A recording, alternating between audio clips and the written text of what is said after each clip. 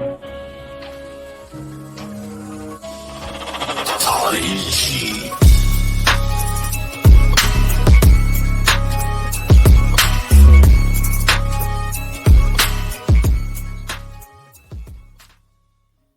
welcome in to episode 25 of the Grind On Sports. I'm Wayne Kaiser alongside Mr. Ben Metz right there.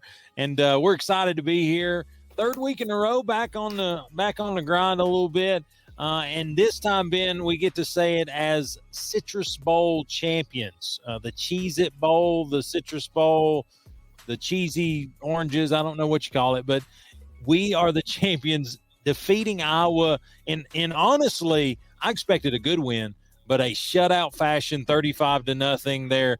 I don't know what to say. I think we played well. I think there's some good things to talk about, but I don't know. I think the Little Rebs might have scored 14 on Iowa.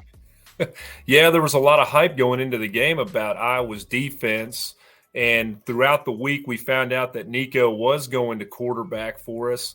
Nico had a stellar performance. We also had some good performances by our defense. So just an exciting win for the Tennessee Vols, man. Yeah, and really, you talked about Nico. I think in a 35-0 game, you really want to talk a little bit about that defense and how they were able to shut out a Power 5 football team. But really, what you saw from Nico Iamaleava, I think I got that right. He's exceptional. You talk about what the difference between he and Joe Milton. People talk about the differences between Joe Milton and Hendon Hooker. To me, it's an amazing dynamic because he's taller than Hendon Hooker, but he probably at least shows the signs of all the attributes physically, mentally that he gave us for a couple years here on Rocky Top. So love what Nico looked like in an entry-level approach. They didn't ask him to push it down the field a whole lot, but he really didn't need to. Was able to use his legs, seemed to make some good decisions from time to time.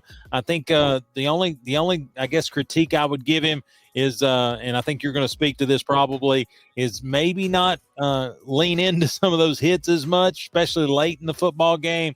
And then ultimately going to have to speed that pocket clock up. When it starts to collapse, you got to extend the pocket, see what you can do from there. Yeah, I'm with you.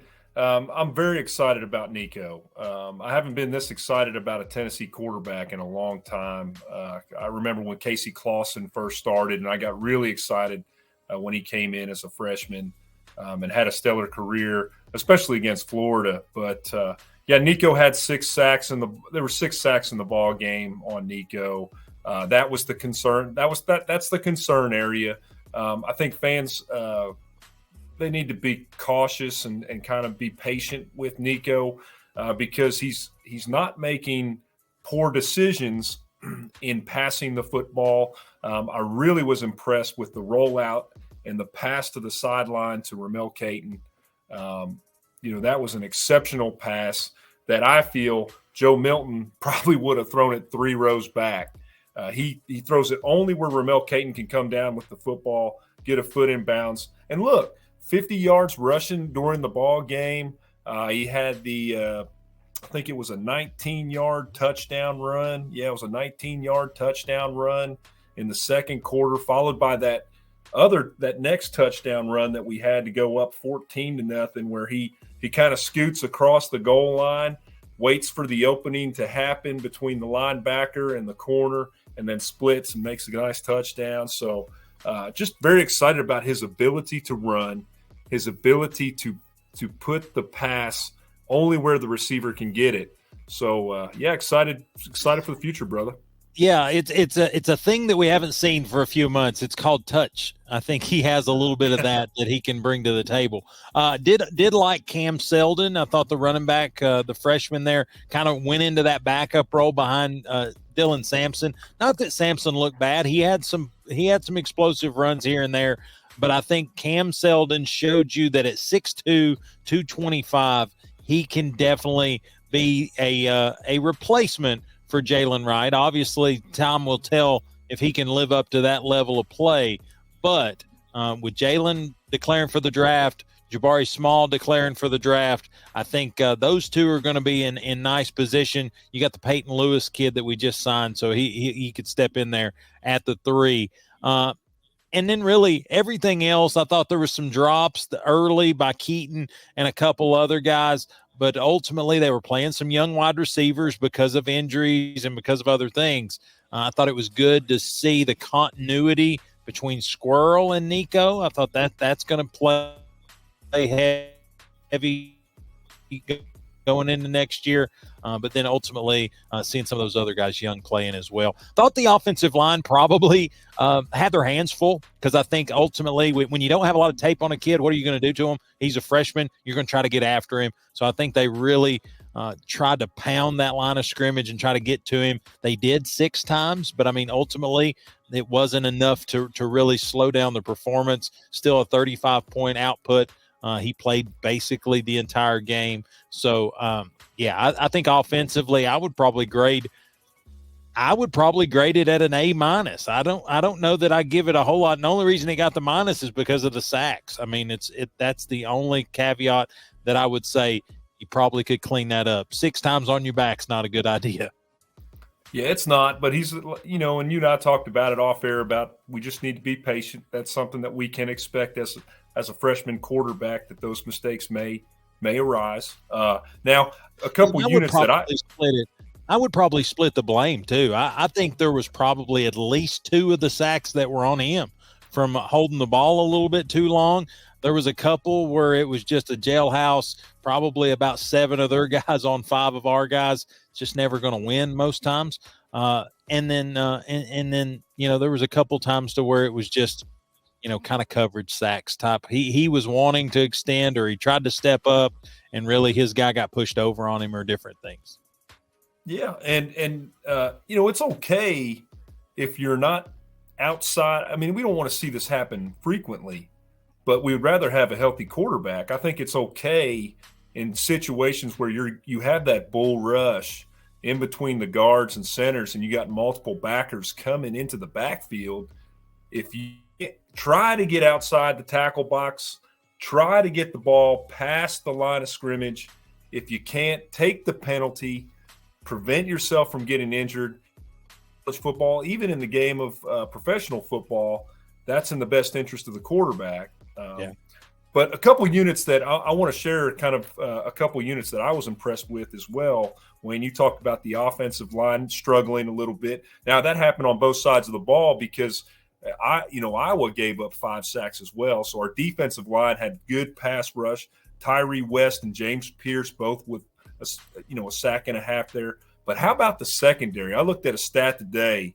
Gabe Judy-Lally led the team in tackles with 5, followed by Jeremiah T-Lander with 5. Jalen McCullough was 3rd in tackles with 4. So the defensive back issue we talked about last week, I'm kind of curious from your perspective, and even from a fan's perspective. We've been talking about, all these defensive backs hit the portal, and is this a reflection? Is the performance that we just saw, is that a reflection of there really was problems, and Coach Willie Martinez was trying to maybe clean out some of the problems that we were having, or were there really guys in the secondary that were being coached improperly? I don't know. I mean, it was kind of interesting to me. Yeah, of course we don't only talk about it. We listen to other outlets, and I think there is a magic school bus, Santa Claus's bag, whatever you want to call it. There's a mixed bag of descriptions of what's going on in that secondary. I'll say I don't know that Monday is a game that I would grade us on in the secondary, and it's because you talked about it. 2 of the 3 leaders in tackles were the secondary guys. That tells me they were flat out playing him, for the lack of a better term, that Eric Berry style safety. They were walking him up to the line of scrimmage. They knew they weren't going to throw over our heads. If they did, they were 35 points down pretty quick like. And so to me, I think it's indicative of what I was giving us. Neither of the quarterbacks that they rolled out there had the arm to throw it deep. That one guy, I'm not sure he wasn't supposed to be a nose tackle. He was huge. And ideally, I think when you do that, when the field basically shrinks by a third, it's easier to play defense. It's no different than when you get in the red zone or when you get to the goal line. It's amazing how lanes get skinny and how receivers don't get wide open in the end zone, right there on the goal line. And I think what happened was we were able to put basically 11 guys in about a 10-yard window and just force them to do something they hadn't done all year. And that's to throw it downfield. So. Yeah, hats off to the pass rush because you mentioned it, Deacon Hill. I tell you what, they got that saying, thrown out of a well. He was thrown out of a canyon, buddy. I mean, the longest Hill. Yeah, I mean, the longest pass he threw was a 14-yard pass, and they only got 41 yards after the catch on the whole ball game as a receiving unit. So I tell you, man, did Linus throw that pick six or was it Hill? Let's see. That might have been Hill's last throw. Yeah, could have been. Yeah. So I was going to say, if you count that one, that may be his longest throw because, Pierce Jr. got yards after catch, right? That's right, man. We can let's they'll mark take it all that they one can up. get, right? So I saw today the 35 points Tennessee put on them was the most points scored against them all season. So that's I think that's a tribute to what we were able to do offensively. But kind of to flip script to the defense, I want to give some shout-outs there as well. Pierce Jr., I'd keep him on the payroll too. I think Coach Hype and company did the right thing getting him some NIL money and getting him paid because ultimately with the pick six, with the big-time tackles for losses, he made himself some money, as they say, on Monday evening. Also, talk about Gabe Judy Lawley. He played a vast majority of that football game. Not sure that he's a super high draft pick, but I think the way he was able to play, the aggressive nature in which he attacked, that's going to help his draft stock. I think he'll need a good pro day to get that up a little bit. And then Jalen McCullough made that final start for his time at Tennessee. I think it was 51 starts or 51 games played, which broke the record. I think previously held, I had his name right there. I can't remember. I want to say Todd Kelly Jr., but it's probably not him. But, again, Jalen McCullough is a guy who's kind of been through it if you think about it. They call him Tank. Jalen Tank McCullough was on his little post where he declared for the draft. And ultimately, he's been through a lot. He started with Pruitt, kind of went through the end of that deal, as rough as that was, and then ultimately, Heupel's kind of turned the corner a little bit and been able to find a use for him. And ultimately, he's a tough kid. He's a local kid, so you got to love what you get there. And then just wish him the best. But I thought defensively all the way around, you understand why we paid Pierce. I think you understand the impact that Beasley can continue to have. I think you can see some of those defensive backs that we played that maybe we're seeing why some of these guys felt like they didn't have a spot going into 24. Yeah, and you talked about McCullough. You talked about a little bit about Judy Lawley, and I'm just to add Thielander. But in the zone coverage, when they would cut across the middle, do a hitch route, they didn't allow a lot of separation. They didn't allow a lot of space for those receivers to make catches. And they had the ability to get their hands in front of the receiver while trying to catch football. So I was really impressed with the secondary. Again, only 2 first downs by Iowa through passing first downs. 11 first downs in the ball game for Iowa. 113 rushing yards on 36 attempts. So just a great job up front by the defense, and then in the secondary, good job defending the pass. And, we had heard coming into the game, I think the term was that Iowa's offense is anemic, that they struggle to generate points, and they rely on their defense to create opportunities. After the first quarter, that was the thing about the ball game, is after the first quarter, it was 0-0. So it was kind of one of those where the ball was being switched from possession to possession in the middle of the field, and we were waiting for somebody to break through in the second quarter. Nico really came on strong with those 2 touchdowns. Yeah, I think Iowa fans had to be excited when you're going against a team that scores 30 plus every game. Honestly, typically previous to this season, when Hendon Hooker was our quarterback, we scored the majority of our points in the first quarter. So starting fast was always a calling card. And when you hold us to 0, you had to feel good going in that second quarter. But quickly, Nico put that to bed. So they threw for 60 yards on the day, Ben. And looking at the stat, 7 of 18 was Hill for 56 yards, 3.1 yards per attempt. And Linus, which I made fun of that all day. I was like, I thought he was the guy with the blanket on Charlie Brown. Yeah. And his yards per attempt was 0.6 yards per attempt. He was 2 of 7 for 4 big old yards. So, not a good day for him, but ultimately it's a good day for our defense. And again, carry some momentum into 2024. And I think ultimately we talked about it a little bit. You heard it from another outlet that Josh Heupel's got him a little bit of tape now that he can carry in these offensive skills position player rooms and say, listen, this is who can deliver you the football. This is who can hand you the football. This is who you could be protecting, and ultimately can sell that pretty well. And then I think even though we've talked about it often, and I believe it's hard to be a defensive coach in a Josh Heupel system, and I just believe that.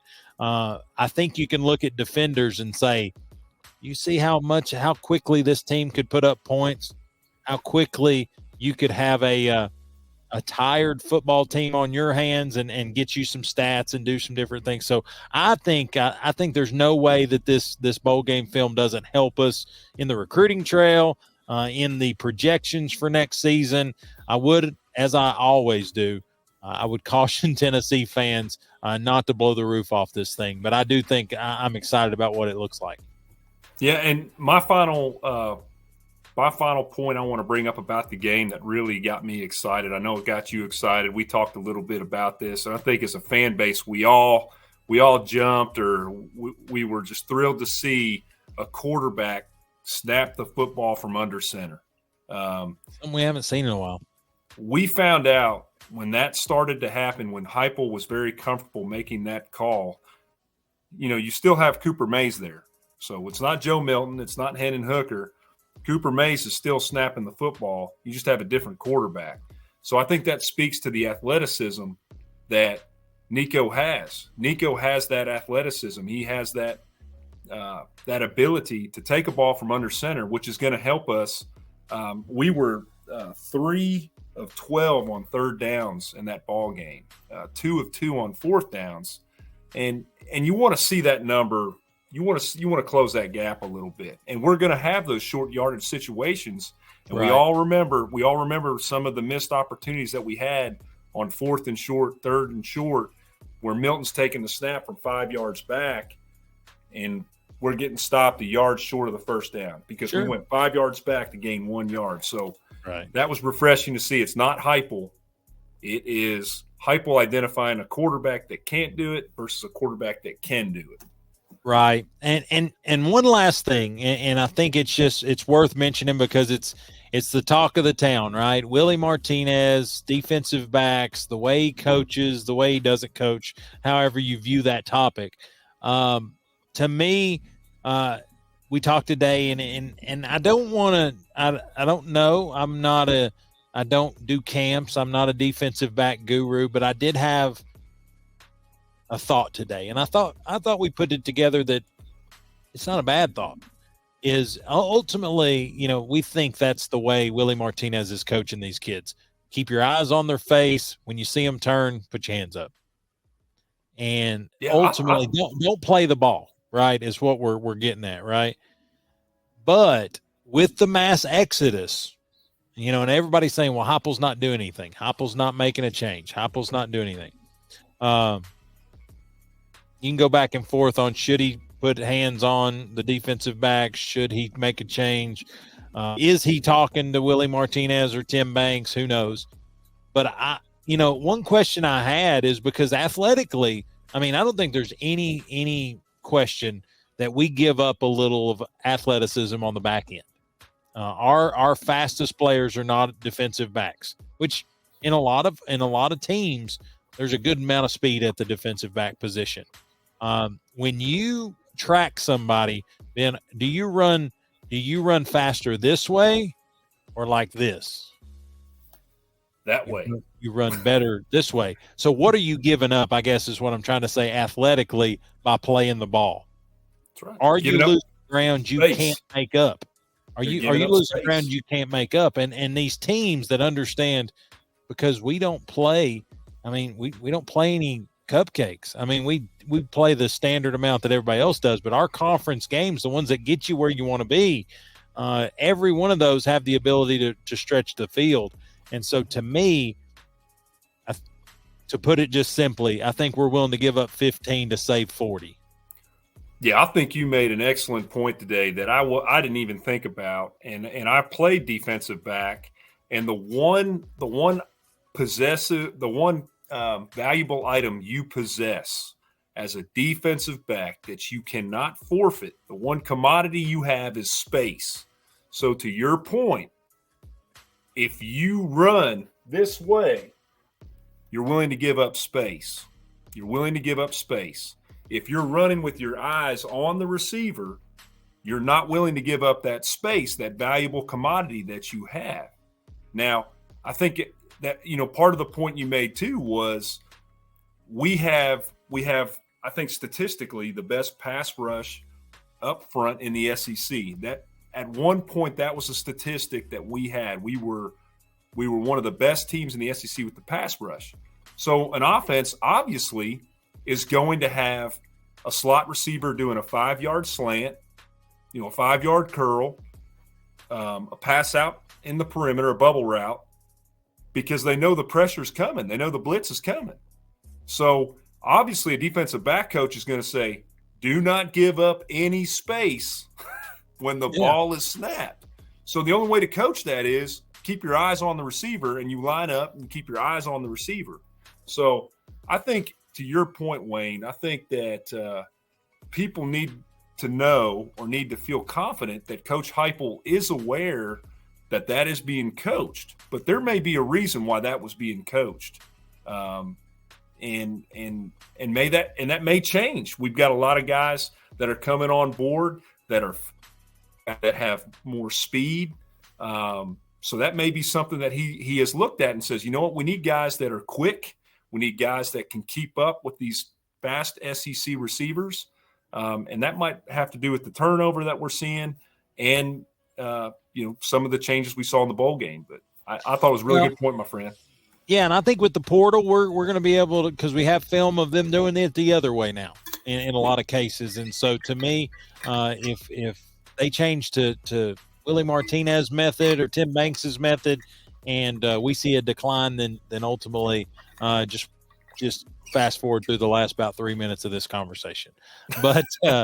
But anyway, I'm excited. I'm a cup half full guy when it comes to Tennessee. Anything. I feel like if you live through the Dooley years, if you live through the Kiffin year, you saw a couch burn on campus, you can make it anything. So I'm pretty tough when it comes to that, but I do think there's a lot to be excited about. We've got a really good football coach. I think Watson Brown said it best today. It's the hardest climb from that 9-10 win window to the elite, to the 11, 12, and 13 win season. So is Josh Heupel the guy that can do it? Can he get us there? You got to believe he is. He's our guy. It's like Sterling Hinton says, never bet against the Vols when they haven't snapped the ball yet. But I just say be happy. I'm giving it this week. I'm Citrus Bowl champ this week. Next week I'll be a barnstormer or whatever you want to call it. I'll turn basketball on starting next week. I watched the game last night, but again, my heart's with football for another week. But Ben, a lot of other bowl games kind of happened there this past week. Obviously, the playoff games, and those are where we'll spend the bulk of our day. The SEC's played 9 football games now. They've gotten their feel of the initial run and actually are complete now. SEC finished 5-4. The last day went 2-1. Of course, Tennessee wins. LSU came back and won. I tell you, that Luke Fickell, he's a fickle guy. He can definitely get them playing hard. And so LSU gets that win. And then, of course, Alabama drops the semifinal matchup to Michigan. But But man, what a bowl season! You know, I've said it before. I'll say it again. Bowl season isn't what it used to be. It's still football though, and I enjoyed that facet of it. Seeing different teams, obviously that I don't follow on a regular basis, but I'll say it like Kirby Smart said it. College football's got to understand what they want out of this thing. They've got to understand that they are not getting the product that the regular season afforded these teams because of opt-outs, because of transfer portal, because of all that and a lot more. But ultimately, it's still football. It's still the bowl season. I ate way too much and maybe enjoyed it a little bit too much. But Ben, stepping into the playoff games, we'll start with the Alabama-Michigan game. I'd say those players, even a few days removed, they're still feeling it on both sides of the football. Obviously, it's bruises you'll love to take if you're a Michigan Wolverine today, but Alabama probably as dominant of a performance physically as I've seen probably since – I'm trying to think of the last team, maybe one of those LSU teams that beat Alabama, just defensively – making them earn every inch that they got there Monday night. Just a really nice performance by Michigan. And, you know, you kind of got to tip your hat to them. They did it the hard way. They've lost a bunch of games really close. Then they started winning ugly. And then Monday night, they kind of crossed that threshold that had been unbreakable for a number of years, their first 3 attempts, and get to a championship game. Yeah, tale of two halves. That was the Alabama-Michigan game. So very similar to us, Michigan, I think, went in the locker room, and what I noticed was that Jim Harbaugh did not make and I think Herbstreit even alluded to this well into the third quarter, early in the fourth quarter. He didn't see a lot of adjustments on Michigan's side of the ball after the first half, and he saw a lot of adjustments by Alabama in the second half. So 10-13 going in the locker room, and then outscored in the second half. Alabama ties it 20-20, goes into overtime. We saw the outcome in overtime. I think the difference in the ball game. I think you had 2 really good quarterbacks in Milroe and McCarthy. McCarthy had 3 touchdowns. Milroe had 0. Milroe had a turnover. McCarthy did not. So I think that was, better quarterback play overall. It went to McCarthy. Milroe had his moments. He, no touchdown passes. I think I said that. But yeah. I may argue that the offensive line play at Alabama let him down a little bit. And no knock on any of the guys specifically on the offensive line, but there's a lot to be said, and this is coming from a kid that has played for Coach Charlie, and it's hard to do what you need to do when you don't know where the ball is coming from, right? When you don't trust that dynamic of the play, and ultimately was the undoing. Low snap made Milroe's head go down, and then when he looked up, he had a Wolverine to the left, a Wolverine to the right, and the only place he had to go was straight ahead forward, and it was full of amazing blue as well. So to me, I don't think Milroe had his best game. I will absolutely say that. He overthrew some things that typically was there. I thought they did a good job, Michigan, that is, of kind of stoving up the run game and kind of forcing that outside shot. But I think at the end of the day, Alabama is still a really good football team. Michigan just had a better day. And I will always say, never underestimate the dog that's been kicked a couple times. Mm-hmm. I mean, and point blank, Michigan for the last 2 years have watched. First year it was ungodly. They got smoked. They got trashed. I mean, it was bad. Last year, it's the TCU. They were kind of the Washington of a year ago, where they were very much. They didn't win pretty, but they won. And true to form, TCU got them last year. I thought it was real indicative of it was kind of Tim Tebow-esque how J.J. McCarthy stood out there and watched the TCU celebration last year, just to understand that hurt and kind of make that statement. I guarantee that we're going to be back. I don't know that he did it Joe Namath style with a fur coat or anything, but very much took that team on his shoulders between he, Blake Corum, and a lot of those defensive players. There's a lot of NFL players on that football team, but I think the facet that won the game for them was they never blinked. They never expected to lose. They never thought they were going to lose. They came out here, and if this was going to be the end, it was going to be one heck of a ticket. Yeah. Yeah, and you mentioned Blake Corum.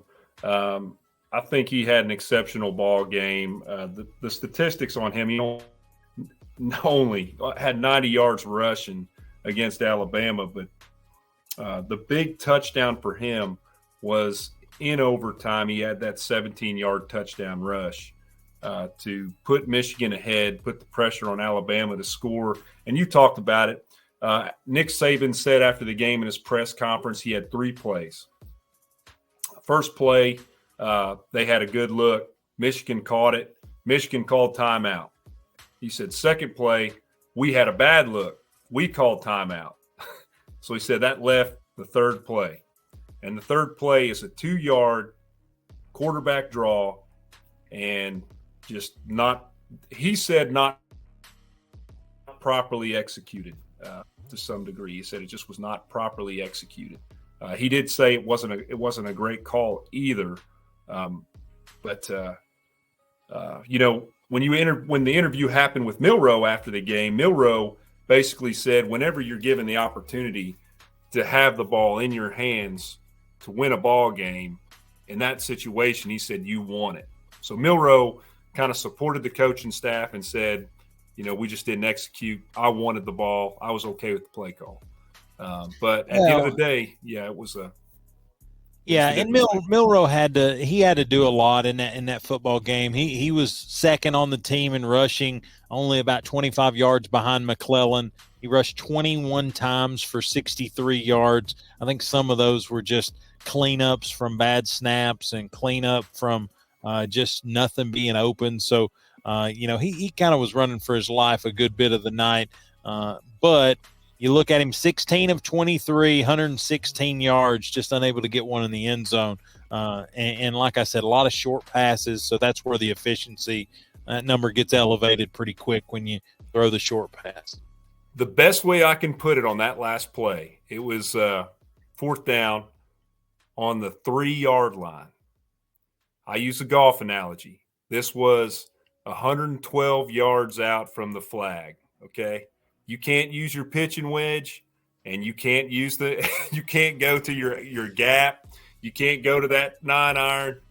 You're in between clubs, and you got to pick one and hope you hit the green. So the reason why I use that analogy is most football coaches, and Saban talked to this a little bit, is you have a 2-yard play. You have a 2-point conversion play, and you have maybe 3 or 4 plays that you practice on a regular basis that get you those 2 yards. He had that 2-yard play. He had 3 of them, and he went with the last one that he had that was a 2-yard play, and he said we didn't get the yardage. So you got the 2-yard play, then you got the 5-yard play. All these coaches have a 5-yard play, and then you go into your 10-yard plays and back more towards the deep end or the back end of the defense. So I think it really was, you're 112 yards out from the flag and you missed the green, brother.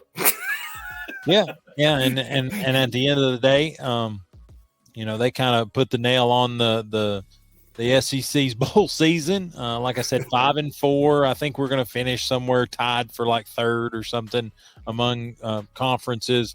But had 9 teams in, and I don't think a single one of them played before like the 28th.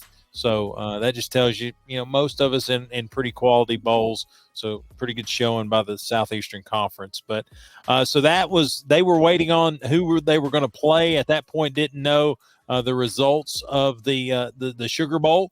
And so that was going to be Washington.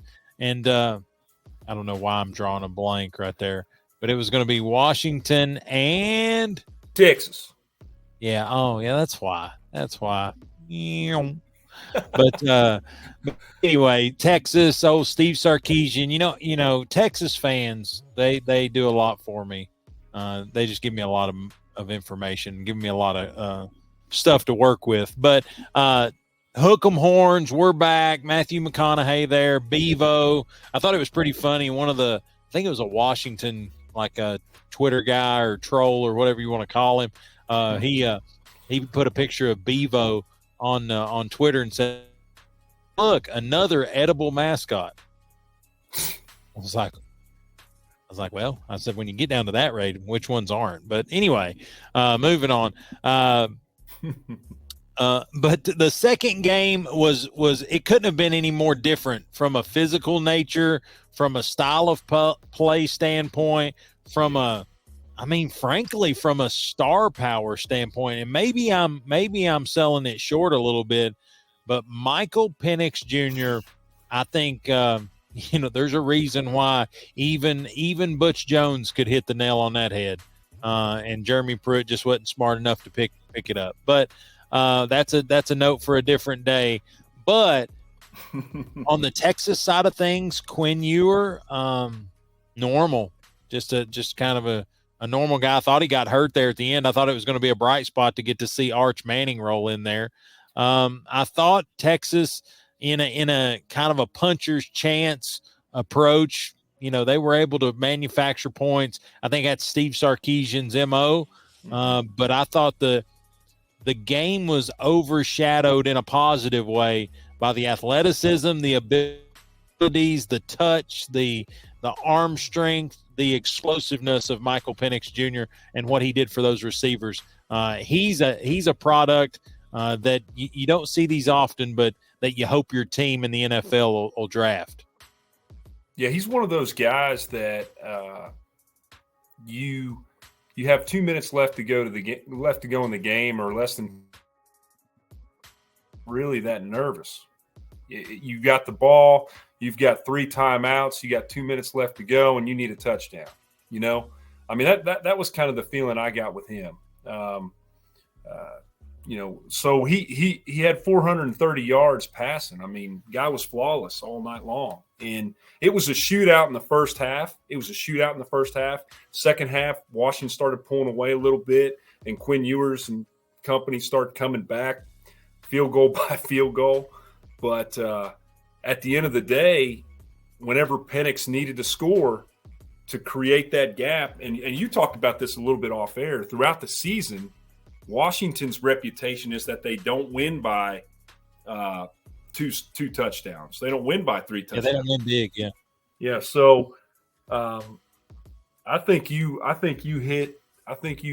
hit the nail on the head, in the sense that this is a guy that if your offense needs to manufacture points and you're in a tight spot, nobody better than Michael Penix Jr. Well, I said today off air, you don't know how you're going to respond in a tight football game till you're in a tight football game. How many times have you see it in high school football, you see it in college football, you see it in pro football? You don't see as many blowouts in pro football, but when games get really tight and you've not been part of many tight football games, it's not a swinging pendulum. You're either going to be real comfortable or you're going to be real tight. And so for Washington, here's the list of their games there. Obviously, in some of their non-conferences was pretty big blowout. But Arizona 31-24, Oregon 36-33, Arizona State, probably the best defense maybe play team all year, 15-7 win. Stanford was 42-33, but it was tight until right there at the end. USC, a 10-point victory, 52-42. Utah, 35-28. Oregon State, 22-20. Washington State, 24-21. And then Oregon, 34-31 in the Pac-12 championship game. And then, of course, 37-31 in the Sugar Bowl. So, to me, this team thrives. They may be better in tight football games because the pressure I don't know if you call it calloused. I don't know if you call it ready. I don't know what you call it. But that sandpaper doesn't rub them the same way. You know what I'm saying? They're ready to go. They're ready to do what they need to do. And Michael Penix, just athletically, like he's elite off the bus. But I think as he gets lathered up, as everything starts working the way it needs to work, he's a special talent. And you know, I think that sometimes elite, the GOAT, all those things come, those words happen. This kid's pretty electric. I don't know, you know, TBD on has he seen a defense that can get upfield the way Michigan did against Alabama. But realistically, with his athleticism, do they have enough gas in the tank to go 4 quarters with this guy? Yeah, and you recited the point totals for all those ball games, and you talked about it a little bit before we covered this game. 47 total points in the Alabama-Michigan game compared to the 68 points that were scored in this ball game. And the listeners, they just heard the point totals in all those games you covered. So it makes for a very interesting championship game because you're going to have a defensive football team. How's Michael Penix Jr. going to operate with a team that doesn't allow but 20 points from the University of Alabama? So be interesting. Well, you know, I think if you're Michigan, and I'm not, I think you've got to watch that. You've got to watch that Arizona tape, Arizona State tape. That 15-7. They were able to hold Michael Penix down to 15 points. I don't know what they did or what he didn't do, but that's the only time in the season that he's been kind of throttled back a little bit. And somebody said today, the difference in this football game is Washington's going to score 30 points. Can Michigan score 30 points? And that's a question mark. I don't know. I don't know. I think maybe this is a Tennessee fan in me, but I felt a lot of emotion pour out Monday night with Michigan beating Alabama. I don't know that you can get up twice like that. Right. Maybe you can. And I think if you can, that's why you're a national champ. But to me, Blake Corum, J.J. McCarthy both said, we're not done, one more to go, all that. And that's what you got to say. But at the end of the night, are you ready to get back on the, you know, because even in a loss, Alabama beat them up. There was definitely some signs that the tide had been there. But can they get back up? And then when Penix starts doing his things, are you going to be able to respond? And then if you do dig a big hole, I don't think they're equipped to score fast. And I think, you know, Penix is. And so that may very well be the difference. I tend to believe with the guys, and I guess I'm going to share my pick right here, right now. I tend to believe that you're going to have to score more than 30 points to beat Washington, and I don't think Michigan can do it. I'm going to pick Washington. I'm with you, my friend. I think, and I talked about it a little bit, I just think that this is a very special quarterback that has the ability to manufacture points at will. He is in total control of the offense, and this is going to be a quarterback that Michigan hasn't faced all year, and he's gonna cause problems for that defense. And just to speak a little bit on what you were saying, Wayne, about Michigan, and my emotions as a Tennessee fan came out a little bit as well. And I talked to you a little bit about it. Some fans were making comments about, you know, this is the first time that the SEC isn't in the championship game since 2014. So a lot of people making very lewd comments about the SEC because our conference is not in it. But you made a very good point to me, and I'm going to share it. Is, you know, I think you said it best. I'm going to let you say it, but you know, people that aren't willing to say that to your face, they're just going to roll it out there, right? They're just going to roll it out there. You talking about when I said nobody talks about this the conferences that suck. Right. That's the best way to put it. Yeah. Nobody, you don't say, man, look at that, the big bad. And I appreciate all conferences. I think they all have their place, but insert conference name here. Ooh, they're not. Look how they've done in the bowl games. Well, here's the thing. There's a lot of conferences that were done playing bowl games by December 28th. I'm just saying there's a lot to be said. And I'm a super big proponent of the transfer portal and the opt-outs. It very much impacted a lot of things. It didn't impact Alabama. I take nothing away from Michigan in that regard. But at the end of the day, if it didn't mean more, if it wasn't the big bad wolf, if we weren't at the top of the hill, it would mean a lot to David Portnoy. I'll just tell you that. Yeah. But anyway, every dog's got their day. It's the first time they've been in a championship game since '97, and they didn't even get that one by themselves. They got to share that one with Nebraska. So they're due. I guess they're due for an opportunity. I think if Jim Harbaugh wins it, I think he goes to the pros. My opinion.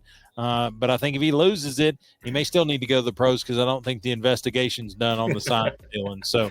But like I said, I pick Washington, which means put all your money on Michigan. It's just the way it goes. That's the way it goes.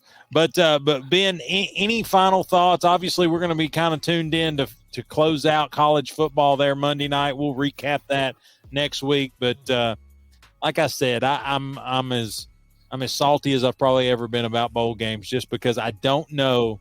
I can't think of, outside of maybe Michigan and Alabama, did we get any bowl games? Well, I mean, and obviously Washington and Texas. See, I am not going to say the Longhorns. It's just not happening. But those two games, outside of those two games and Georgia, I don't think we got a representation of anybody's best this bowl season. No, we didn't. And you covered it well about Kirby Smart and the comments he made. I think it's something that the NCAA, I share Kirby Smart's thoughts. Something has to be done, whether you expand the playoff or, what the product they put out. The product they put out there, people aren't going to watch it next year, especially after this. They're just not going to watch it. Well, here's the problem. I think they watch it. I mean, heck, I can tell you this. I'm a sick enough college football fan that if it doesn't matter, I'll watch it just because it's football. But I absolutely will not buy the ticket. No. There will be. You might as well. I don't know. You could probably do it at high school stadiums from there on out. Get them a little bit of revenue because you'll have 10,000 people there max. Right. Me. Yeah. So to me, I think it's going to affect the gate money. I think it's going to affect sponsorship dollars. And honestly, until it starts affecting the profit, nothing's going to change. You're right. But Ben, another thing, like I said, is we always want to turn the page to the next big orange sport that's taking place right now. It's I call it Ballervols. It's a lot of Tennessee basketball. Finished up their non-conference slate there last night, defeating Norfolk State pretty handily, as you should. But I'll be honest, Ben, you could tell that there was about 3 weeks worth of rust that Rick Barnes, very early in the basketball game, was beaten off with a sledgehammer. Zakai Ziegler had a career high 17 points in the ball game. Overall, the team did very well and handily won the ball game 87-50. So overall, it was a good win. The part that concerns me is we did go scoreless for nearly 5 minutes, missed 10 straight field goals. You and I talked a little bit about this today. That is concerning that this team goes through these patches where we can't score for 5, 6, 7 minutes. And when you get into SEC play this upcoming week, we got Ole Miss, Mississippi State, and Georgia coming up. You can't go through those rough patches. You have to be able to find somebody in the huddle that can get you a basket. So hopefully they'll work through that. That was the only negative that I took from the ball game. last night. But overall, a good win for Coach Barnes and the Tennessee Vols. Yeah, I thought it was interesting. And, of course, Vol Twitter had a field day with this comment. The head coach of Norfolk State said in his post-game press conference, this will be the last time this year that we are the underdogs as we go into conference play. And I kind of have the same comment, is how bad's your conference? Yeah. I mean, I'm pretty sure most of their players were like, and of course we've got some bigs now, which is not typically in Rick Barnes's MO. But I mean, I think maybe their tallest player might have been 6'5". Yeah. I mean, they were not a big basketball team. And again, mid-major, sometimes you don't need the length that you do in the top tier there.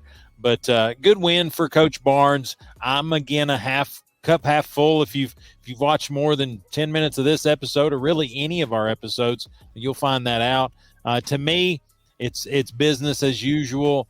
Get the win. That's the important part. 20 years from now, we're not going to worry about why he pulled Adu or why Awaka can't seem to stay on the floor. We're going to worry about that win or that loss. And ultimately, if some of that adversity prepares us for conference play, it's all going to be worth it. And like I've told you before, nobody that wins championships or makes deep runs is playing their best basketball in January. Right. So that's my opinion. Yeah, and just to back your opinion there, Wayne, you talked about we've got the bigs at Adu and Awaka. So we have a block stat of 64 blocks on the season to the opponent's 33. That's incredible. We almost double blocks to opponents. So Adu and Awaka just really denying the basketball down low on defense. I think the big question mark for us is going to be the three-pointer, something that I've noticed. That's just part of their offense. They're going to shoot the three ball. We shoot the three ball 328 times to the opponent 290. I don't know with that as a fan base, and a lot of my lack of comfortability with that is you got a guy like Zakai Ziegler who – he's 19 of 59 from three-pointer. He was 50% last night from the field and 50% from three-point line. Shot the ball more than anybody. Played more minutes than anybody. And he scored 17 points for us. Dalton Connect played a lot less than he did. But Dalton Connect, his stats from last night, he was 4 for 10 from the field.